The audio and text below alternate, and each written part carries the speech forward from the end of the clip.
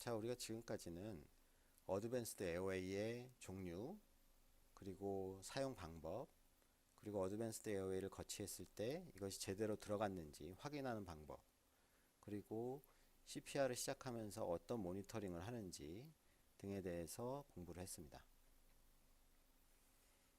자, 어느 부분인지 잘 보면 이 부분이죠.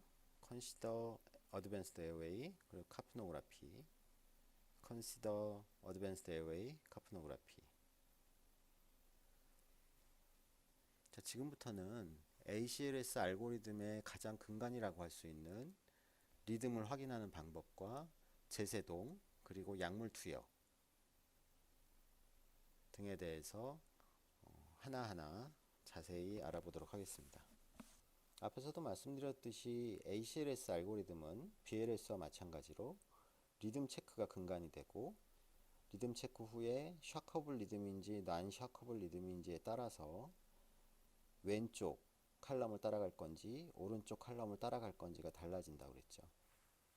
2분마다 리듬 체크를 하게 되는데, 이때 우리가 관찰하는 리듬에 따라서 우리가 왔던 칼럼을 계속 따라갈 것인지 아니면 반대쪽 칼럼으로 넘어갈 것인지 하는 부분들을 결정을 하고 CPR을 진행하다가 ROSC 자발순환이 회복이 되면 CPR이 끝나고 포스트 카디악 어레스트 케어로 넘어간다고 말씀을 드렸죠. 자, 우선 왼쪽 칼럼 샤커블 리듬인 경우에 VF 그리고 펄슬리스 VT 심시세동 무맥성 심실빈맥인 경우에 어떤 식의 처치를 하는지 한번 보도록 하겠습니다. 자, 심실세동이나 무맥성 심실빈맥이 관찰되는 경우에는 이것은 샤커블 리듬이고 당연히 샥을 즉시 줍니다. 여기 앞쪽에 BLS 과정이 있었죠. 쭉 있었고 AD를 이용한 제세동 등이 시도가 됐었고 환자가 아직 ROSC가 되지 않았기 때문에 ACLS 단계로 넘어온 거예요. ACLS 단계로 넘어오자마자 우리가 제일 먼저 하는 것은 리듬 체크입니다.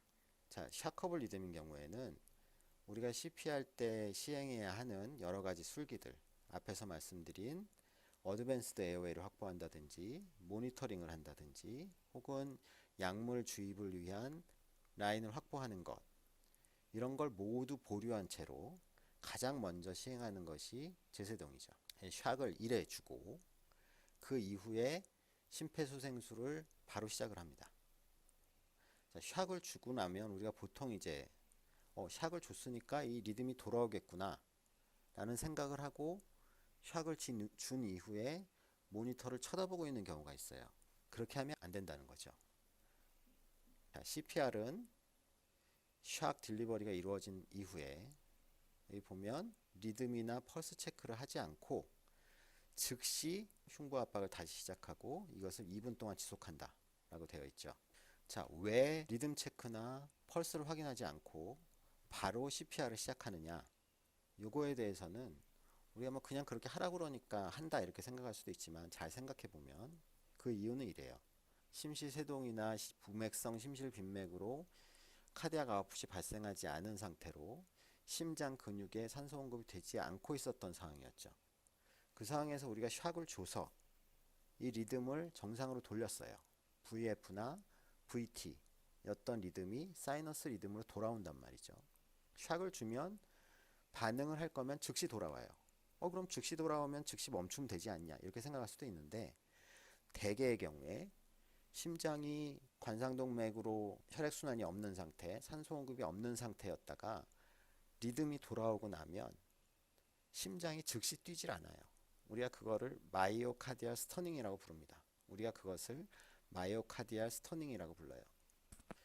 이게 무슨 얘기냐면 리듬이 돌아오더라도 사이너스 리듬이 돌아와서 심전도의 상에서는 심장이 뛰는 것처럼 보이더라도 실제로 심장 근육은 수축을 아직 못하고 있는 상황이라는 거죠. 그럼 언제 그게 수축이 일어나느냐? 심장 근육에, 심장세포에 어느 정도 충분한 산소 공급이 이루어져야지 그때 비로소 세포들이 깨어나게 되고 심장 근육이 깨어나게 되고 심근이 수축을 하게 됩니다. 그래야지 ROSC가 되는 거예요. 그래서 제세동을 한 직후에 우리가 이 사람이 펄스가 바로 돌아왔는지 혹은 리듬이 돌아왔는지를 확인을 하지 않아요. 왜 확인을 하지 않겠어요? 앞에서 말씀드린 CPR 퀄리티를 양질로 유지하기 위해서는 뭐가 필요하다고 그랬죠? 인터럽션을 최소화해야 된다고 그랬죠. 그러니까 심장 근육이 아직 뛰고 있지 않은 상황인데, 즉 ROSC가 되지 않은 상황인데, 그때 우리가 모니터를 쳐다본다든지 펄스 체크를 한다는 것은 흉부 압박을 인터럽션하는 행위를 하고 있다는 거예요. 물론 돌아올 수도 있어요. 재세동을 한 직후에 리듬이 바로 돌아오고, 리듬이 돌아오는 순간부터 심장 근육이 반응을 해서 뛰고 있을 수도 있는데, 많은 경우엔 그렇지 않다는 거죠. 그래서 어떻게 하냐? 2분 동안 CPR을 더 하고 나서 확인을 하자는 거예요. 첫 번째 샥이 들어간 이후에 CPR을 2분 동안 진행을 하죠. 이 2분을 진행하는 동안 무엇을 하느냐? IV 라인을 잡는다는 거예요. 경정맥을 확보한다는 거죠. 약을 주입하기 위해서 준비를 하는 거예요. 그리고 그 2분이 지나고 나면 무엇을 하느냐? 이때 리듬 체크를 하고 맥박을 확인하는 거예요. 자, 리듬 체크를 하고 맥박을 확인한다. 자, 리듬 체크는 하는 거는 당연한데, 맥박을 지금 확인해야 하나요? 언제 확인해야 될까요? 언제? 샤커블 리듬인데, 이 리듬이 여전히 심실세동이에요. 심실세동이면 맥박을 확인할 필요가 없죠. 심실세동인 경우에는 당연히 심장은 안 뛰고 있는 상태니까. 카디악 아웃풋이 발생하고 있지 않은 ROSC가 되지 않은 상황이기 때문에 두 번째 리듬에서 우리가 심실 세동이 관찰이 되면 맥박을 확인할 필요가 없어요. 그것은 사실 처음에도 마찬가지죠. 처음에도 마찬가지고. 그런데 이 두 번째 리듬 체크를 하는 2단계에서 CPR을 2분 하고 라인을 잡고 손을 떼고 리듬을 봤더니 그 리듬이 VT예요. VT. 자, VT라는 건 뭐죠? 심실빈맥이죠. 자, 심실빈맥이면 우리가 무엇을 확인해야 돼요? 무맥성 심실빈맥이냐 아니면 펄스가 뛰고 있는 심실빈맥이냐, 이걸 확인해야 되는 거죠. 왜? 펄스가 뛰고 있는 심실빈맥이면 어떻게 되는 거예요? CPR이 끝난 거죠. 네, 심장이 돌아온 거예요. ROSC가 발생을 했고 심장이 뛰고 있다는 얘기죠. 그럼 그때는 심실빈맥을 치료하면 되는 거죠. 약물을 투여하거나 샥을 주거나 하는 방식으로. 하지만 그때는 뭐다? CPR은 끝난 거죠. 이 알고리즘이 끝나버린 거예요. 그러면 그때 VT, 심실빈맥이 관찰되면 그때는 우리는 어떤 알고리즘으로 넘어가냐 하면 와이드 QRS 알고리즘으로 넘어가요. 와이드 QRS 알고리즘은 뒤쪽에 혹시 여유가 있으면 좀 다뤄보겠는데, 사실 그 내용은 여러분들이 순환계약 시간에 이미 배웠기 때문에 여기서 중점적으로 이야기하진 않을 거예요. 어떤 CPR이 끝난다 이렇게 생각하면 되는 거죠. 자, 그래서 두 번째 리듬을 체크했어요. 리듬을 체크했더니 여전히 계속 심정지 상태다. VF거나 펄슬리스 VT 상태다. 두 번째 샥을 주는 거예요. 역시나 즉시 CPR을 다시 시작하는 거죠. 그리고 또 2분 동안 CPR이 진행이 돼요. 자, 2분 동안 CPR이 진행이 되는데 이때는 뭘 하느냐? 경정맥이 확보가 돼 있죠. 샥을 주고 두 번째 CPR을 시작하면서 이때 에피네프린을 줘요. 이때 주는 거예요. 잘 보세요. 리듬을 체크하고 샥을 한번 줬어요. 라인을 잡고 2분 후에 리듬 체크를 했는데 여전히 심시세동이나 무맥성 심실빈맥이다. 그럼 샥을 두 번째 주고 에피네프린을 주는 거예요. 그리고 나서 어드밴스드 에어웨이를 고려를 하고, 물론 이 앞에서도 어드밴스드 에어웨이가 확보가 돼 있다면 확보가 될 수 있죠. 라인을 잡는 동안 기관삭관을 할 수도 있는 거고, 라인이 미리 잡혀 있다면 에피네프린을 줄 수도 있어요. 하지만 여기서는 이 단계까지는 BLS고, 그래서 라인도 안 잡혀 있고 어드밴스드 에어웨이도 확보되어 있지 않다는 상황을 이제 가정을 하고 시작을 한 거죠. 그래서 아직 어드밴스드 에어웨이가 확보되어 있지 않아요. 그래서 이때 어드밴스드 에어웨이를 확보하고 이제 모니터링을 시작을 하는 거예요. 자, 에피네프린은 두 번째 사이클을 시작하면서 준다는 얘기인데 왜 처음부터 주지 않을까? 이런 생각을 할 수도 있겠죠. 여기다가 넣을 수도 있잖아요. IV 라인을 1분 만에 잡고 바로 에피네프린을 주기 시작해도 될 것 같은데 왜 약간 뒤로 밀었을까? 이 에피네프린은 이로운 효과도 있지만 해로운 효과도 있어요. 이득만 있는 약물은 아니라는 거예요. 분명히 환자한테 위해를 끼칠 수 있는 가능성도 굉장히 농후한 약물이에요. 특히 언제 그러냐? 심장이 뛰기 시작하고 나서 에피네프린의 효과가 계속 남아있게 되면 무슨 일이 생기냐? 심장이 너무 강하게 뛰게 만드는 거예요. 그러니까 이런 거죠. 심장이 지금 멈춰 있다가 간신히 잠에서 깨어났어요. 그래서 되게 힘든 상태야. 그런데 에피네프린 효과가 계속 남아있으면 방금 잠에서 깨어나서 굉장히 힘든 심장한테 전력 질주를 하라 라는 신호를 계속 보내게 돼요. 강력한 교감신경 항진제이기 때문에 심장을 아주 강력하게 뛰게 만들어요. 그럼 어떻게 돼요? 간신히 움직이고 있는데 100m 전력 질주를 하듯이 달려가라라고 하면 심장이 미친 듯이 뛰다가 산소를 미친 듯이 소모하는 거죠. 자, 그자나도 지금 산소가 부족한 상황인데 산소를 미친 듯이 소모하면 산소가 또 부족해지는 상황이 오죠. 그러면 심장이 어떻게 돼요? 다시 멈추게 돼요. 그러한 안 좋은 효과가 있다는 거예요. 그래서 그런 안 좋은 효과 때문에 심시세동인 경우에는 에피네프린의 투여를 약간 뒤로 미루는 거예요. 자, 왜 뒤로 미루느냐? 자, 뒤로 미뤄도 되나요? 심장이 안 뛰고 있는데 빨리 에피네프린 효과를 봐야 되지 않느냐 이런 생각을 하실 수도 있는데 심시세동인 경우에는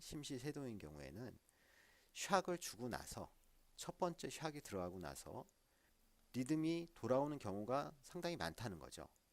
그렇기 때문에 굳이 에피네프린이라는 아주 강력한 교감신경 항진제를 투여하지 않고도 심장을 뛰게 만들 수 있는 거예요.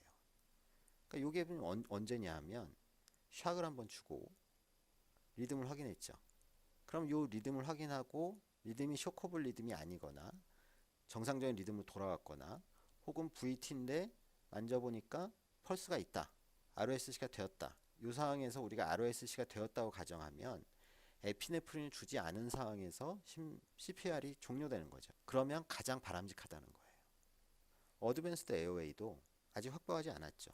어드밴스드 에어웨이를 굳이 확보하지 않아도 환자가 숨 쉬는데 아무 지장이 없으면서 의식이 깨어날 수도 있다는 기대를 하고 있는 거죠. 심시세동 무맥성 심실빈맥은 회복될 가능성이 제세동을 통해서 회복될 가능성이 굉장히 높은 부정맥이고 얘네들은 심장이 뛰기 시작하면 ROSC가 되는 거고 그 ROSC 이후에 환자의 호흡과 의식이 금방 회복될 가능성이 굉장히 높은 상황인 거죠.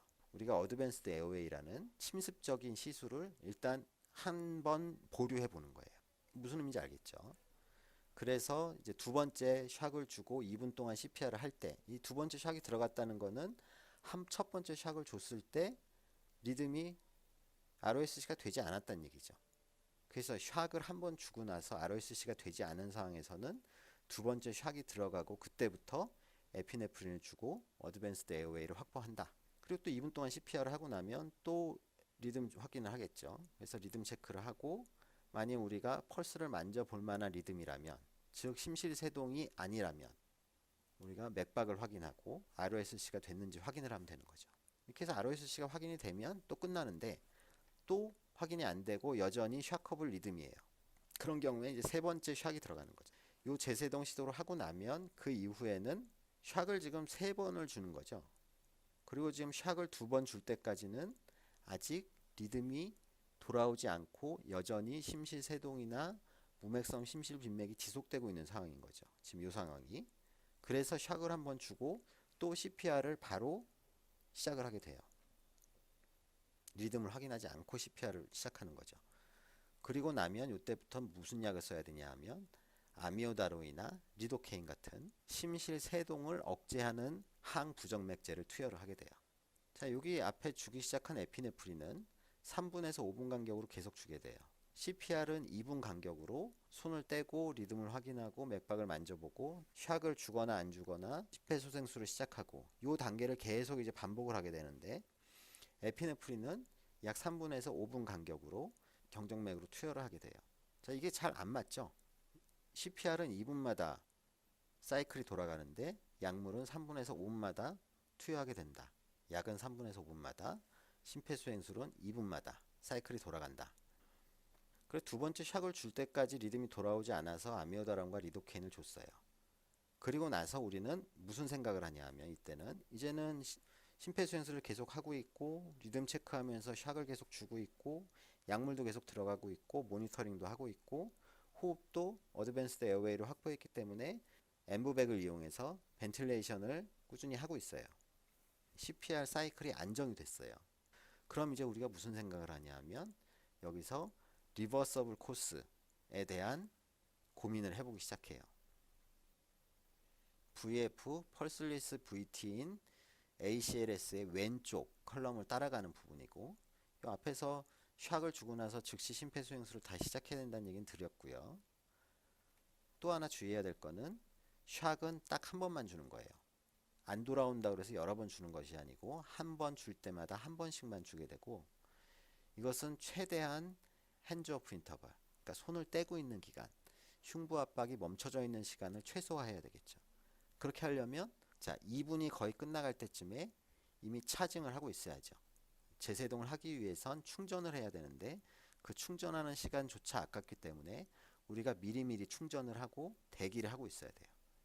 그리고 리듬을 확인하고 펄스를 확인하고 즉시 재세동을 하고 또 즉시 흉부 압박을 시작해서 인터럽션을 최소화하는 핸즈 오프 인터벌을 최소화하는 그런 노력을 기울여야 된다는 것이고요. 그 흉부 압박은 되도록이면 가능하면 매 2분마다 혹은 지쳐가는 듯한 모습을 보이면 시술자가 너무 힘들어해. 그러면 2분이 되지 않았더라도 교체를 해주라는 거예요. 원칙은 한 사이클마다 교체하는 것이 원칙이고요. 자, CPR 퀄리티. 자, 흉부 압박이 얼마나 잘 되고 있냐. 이런 것들을 이제 모니터링을 해야 되는데 앞에서도 이미 말씀을 드렸고 뒤쪽에 좀 더 말씀을 드릴 거고요. 우리가 일단 눈으로 볼 때는 어떤 것들을 확인해야 되겠죠? 인터럽션을 최소화한다는 얘기는 계속했고 속도와 깊이, 손의 위치, 손의 모양 이런 메카니컬한 부분 우리가 밖에서 관찰할 수 있는 부분들은 그래서 이제 리더나 컴프레션을 교대하는 그 사람은 흉부 압박을 직접 하고 있는 실제 지금 진행하고 있는 사람의 자세나 속도나 이런 것들을 모두 모니터링을 하고 피드백을 해주란 얘기예요. 그런 것만 가지고 부족하기 때문에 여러 가지 피지올로직 파라메타들을 사용을 하는 거고요. 이런 것들은 뒤에 말씀을 드리겠어요. VF, 펄슬리스 VT는 앞에서도 말씀드렸죠. 심시세동과 심실빈맥의 모양을 알아야 되고 이 외의 것들은 PA와 AC스톨로 우리가 분류를 할 수 있다. 연습을 해볼까요?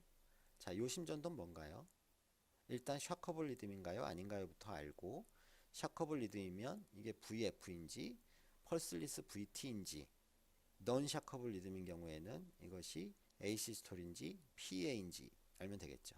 자, 이 리듬은 뭐죠? 자, 이걸 보고 또 사이너스 리듬인데 ST 디프레션이 있는 것 같아 이런 얘기 하면 안 되죠. 뭐예요? 심정지 환자의 심전도고 PA죠. 이것은 심실세동 샤커블 리듬이죠. 이게 심실빈맥일 수도 있을 것 같은 생각이 든다 그러면 무맥성 심실빈맥인지 아닌지 확인하기 위해서 맥박을 체크해 보면 되는 거죠. 없으면 무맥성 심실빈맥이고 그것은 심실세동하고 똑같은 거고. 무슨 축이죠? 난셔커블 리듬이에요. 자, 이것은 컴플리트 에이브 블럭 모양이고 와이드 QRS를 보이는데 그런 것이 중요한 게 아니고 뭐죠? PA 난셔커블 리듬이고 펄슬리스 일렉트리컬 액티비티다. 샤커블 리듬인 게 저명하죠? 모양으로 봐서는 심실 빈맥일 게 확실하고 이런 리듬을 보일 때는 이 환자가 실제로 맥박이 있는지 없는지 확인하기 위해서 맥박을 만져봐야 된다. 맥박이 안 만져지면 무맥성 심실 빈맥이고 이것은 샤커블 리듬이고 심실세동과 똑같이 치료한다. 자, 이건 뭐예요? 그걸 보고 현혹되면 안 돼요. 그렇죠? 뭐라 그랬어요? PA죠. PA죠. 자, 이제 알겠죠? PA, AC스톨, 심실빈맥, 심실세동. 자, 우리가 샥을 주고 나서 CPR을 2분 동안 시행을 하죠. 그러고 나서 심전도가 모양이 나왔는데 자, 이런 모양이나 이런 모양이나 이런 모양이나 이런 모양 즉 PA 모양을 보였을 때 우리가 이걸 PEA라고 얘기를 하려면 그냥 심전도 모양만 보고 얘기하는 게 아니죠. 뭘 확인해야 돼요? 반드시 펄슬리스인지 아닌지를 알아야 되는 거죠.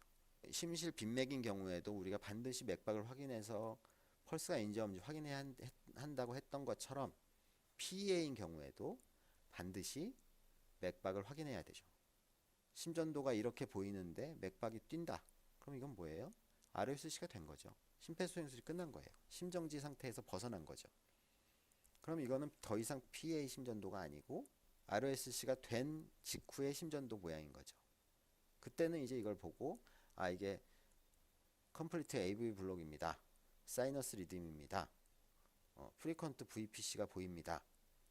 뭐 이런 식으로 이제 판독을 하고 그것이 뭐 MI든지 부정맥이든지 어떤 우리가 치료 가능한 우리 순환기학 시간에 배웠던 심장 질환들에 대해서 심전도를 보고 감별 진단을 하고 이제 치료를 해나가면 되는 거예요. 자, 샥은 어떻게 주냐? 샥을 주는 방법은 그러니까 여기 보면 조그만 글씨로 나와 있어요. 샥은 바이페이직과 모노페이직이 있고 바이페이직인 경우에는 120에서 200줄로 준다. 모노페이직인 경우에는 360줄로 준다. 여기 또 글씨들이 써 있는데 뭐라고 써 있냐면 그러니까 첫 번째 주고 안 돌아와서 심폐소생술을 하고 두 번째 샥을 줄 때는 똑같거나 높은 도주를 써야 한다 이거죠. 자, 여기서 내가 120줄을 줬으면 그 다음에는 120줄이거나 150줄이거나 200줄이거나 그 다음에는 역시 앞에 줬던 것보다는 최소한 똑같거나 높게 에너지를 설정을 하란 얘기. 자, 처음에 내가 200줄을 줬는데 두 번째 샥을 줘야 되는 상황인데 처음에 너무 많이 준 것 같아. 그래서 내가 100줄만 줄래. 이런 거 안 된다는 거죠. 최소한 똑같은 도주거나 더 높은 도주를 줘라. 자, 우리가 모노페이직 디피브릴레이터 같은 경우에는 아주 예전부터 사용을 했어요. 아주 오래된 그런 기계고요. 자, 모노페이직 디피브릴레이터는 아주 오랜 시간 동안 우리가 경험이 쌓여서 이것이 맥시멈 도주가 360주이라는 것을 이미 알고 있어요. 재세동을 할 때는 가능한 최대한 큰 도주로 효율적인 재세동이 될 수 있도록 주는 것이 원칙이에요. 현재는 예전에는 뭐 100줄 줬다, 200줄 줬다, 300줄 줬다, 360줄 줬다. 좀 오래된 영화들을 보면 재세동을 할 때 이렇게 에너지를 점점 올려가는 경우들이 나와요. 근데 실제로 지금은 모노페이직 같은 경우에는 무조건 360줄 가장 높은 도주로 시작을 하라고 하고 있어요. 바이페이직 디피브릴레이터는 최근에 만들어진 기계고요. 모노페이직 디피브릴레이터와 바이페이직 디피브릴레이터의 차이는 그 에너지를 주는 기전에 따라서 조금 달라요. 최근에 만들어진 바이페이직 디피브릴레이터를 더 선호해요. 그런데 문제는 뭐냐면 이 바이페이직 디피브릴레이터는 아직 임상 경험이 충분히 쌓이질 않아서 어느 정도 도주로 주는 것이 적절한지가 완전히 정립되어 있지가 않아요.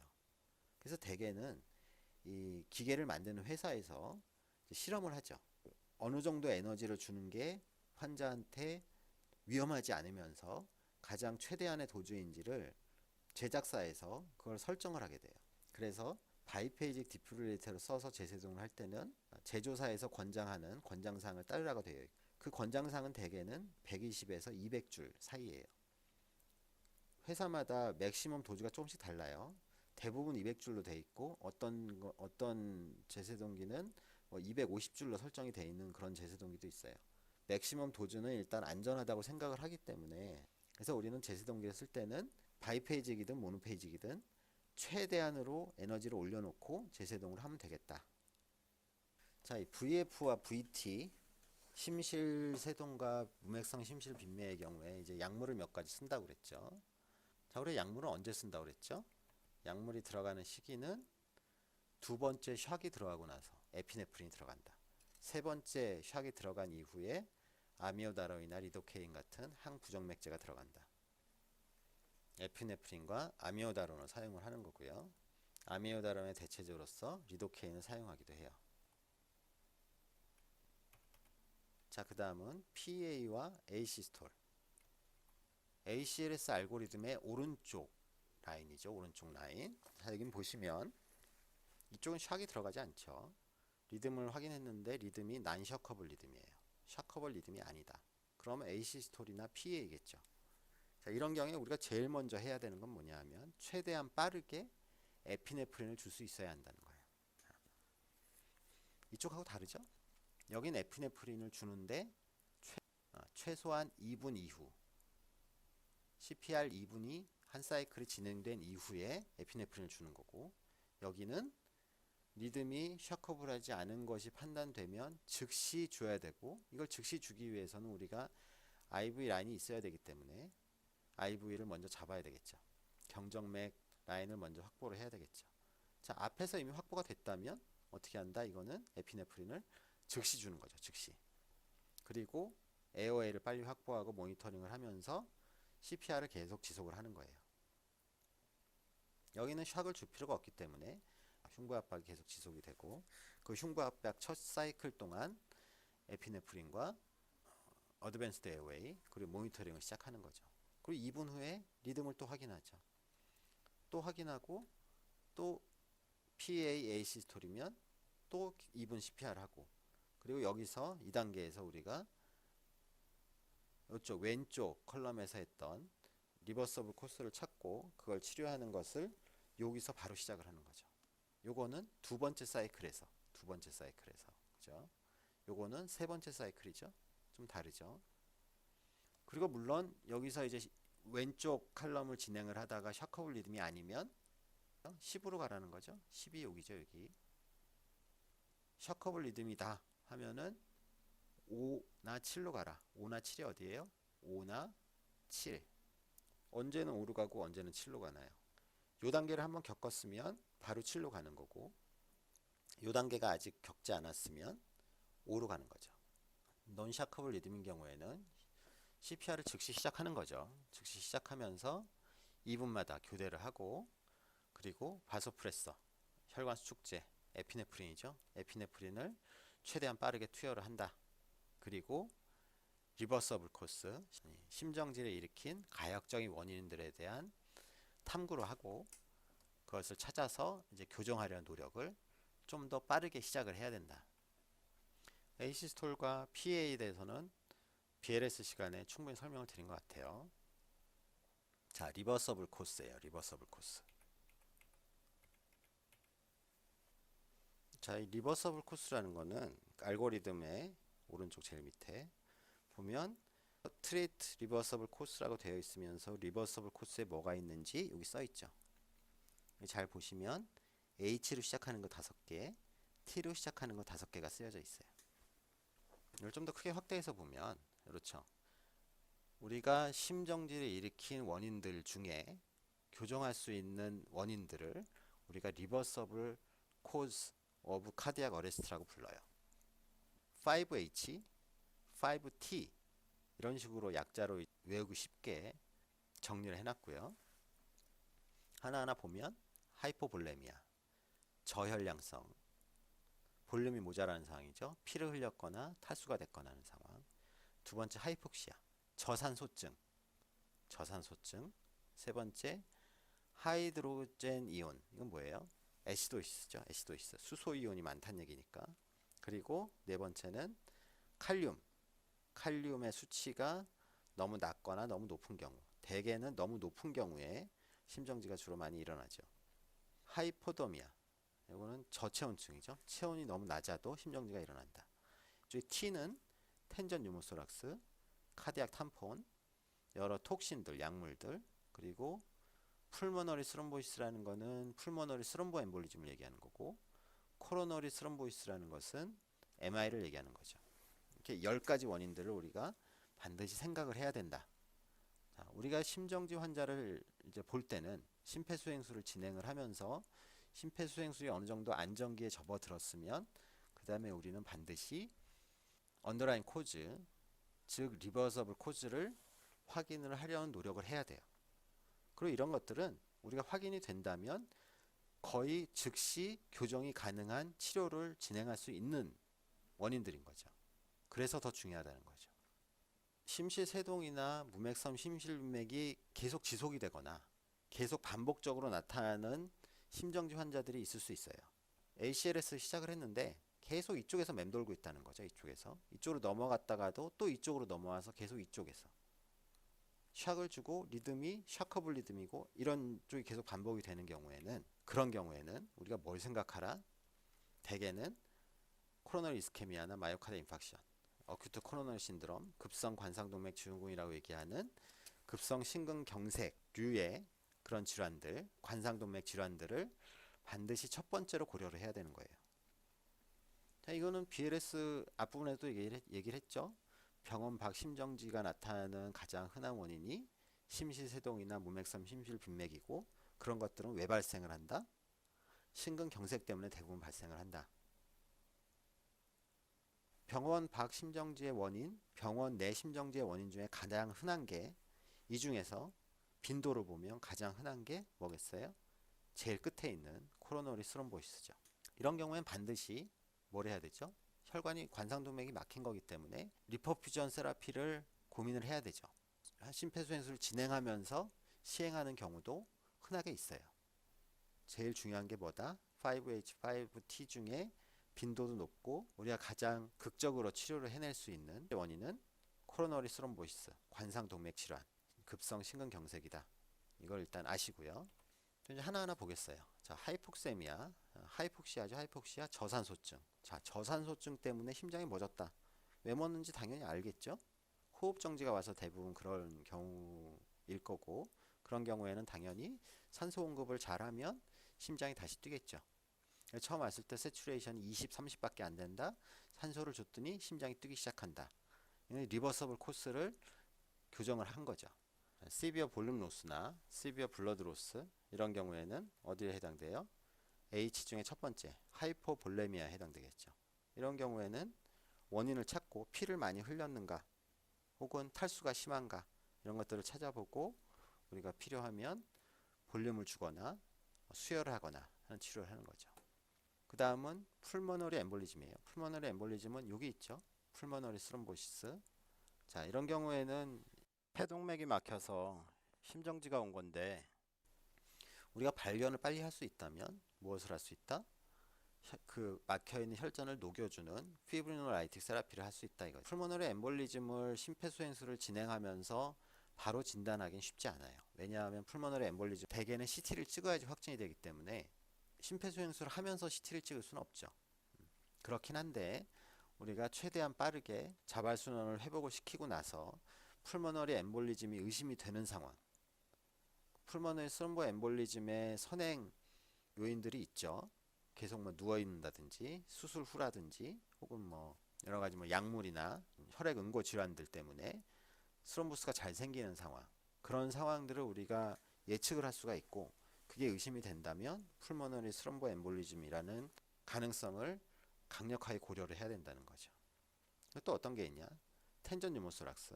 자, 텐전 유모소락스 같은 경우에는 우리가 확인이 가능하죠. 자, 령 사운드를 들어보고 여러분들은 좀 아직은 어렵지만 초음파로 기흉을 확인하는 방법도 있어요. 자, 그런 방법으로 우리가 텐전 유모소락스를 확인을 하고 의심이 된다면 니들 디컴프레션, 가슴에다 바늘을 꼽아서 빼주면 바로 이제 환자가 좋아지게 되죠. 여기 보면 이제 애시도시스, 하이드로젠 이온이나 칼륨 수치들 이런 것들은 우리가 어떻게 할 수 있죠? 피를 뽑아보면 알죠. 우리가 보통 요즘에는 응급실에서 검사실로 혈액을 보내지 않아도 바로 환자 옆에서 이런 수치들을 확인할 수 있는 검사가 있어요. 그래서 POCT라고 그래요.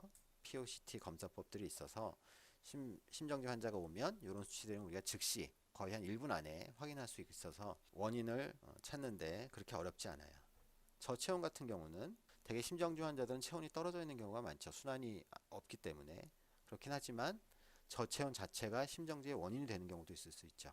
액시던탈 하이퍼더미아라고 하는데 추운 환경에 노출이 돼서 심정지가 오는 거죠. 그런 경우엔 체온을 올리는 게 이제 중요한 치료가 되겠고요. 카디악 탐폰 같은 경우에는 우리가 심초음파로 확인이 가능하고 톡신 같은 경우에는 어떻게 확인이 가능하겠어요? 그렇죠. 대부분 약을 먹고 오는 사람들은 우리가 무슨 약을 먹고 오는지 알기 때문에 병력 청취를 통해서 확인을 할 수 있겠죠. 그래서 이 10가지의 원인들은 우리가 심정지 환자가 왔다.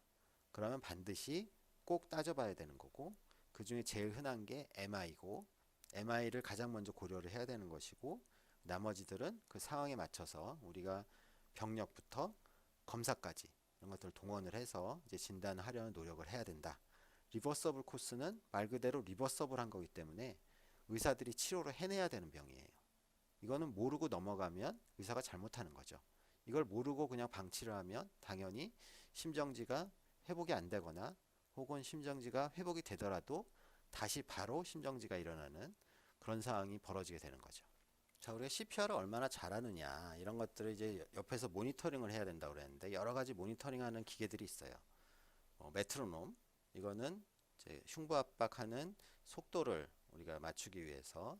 그리고 앞에서 말씀드린 엔드타이달 CO2, 카프노그라피가 있었죠.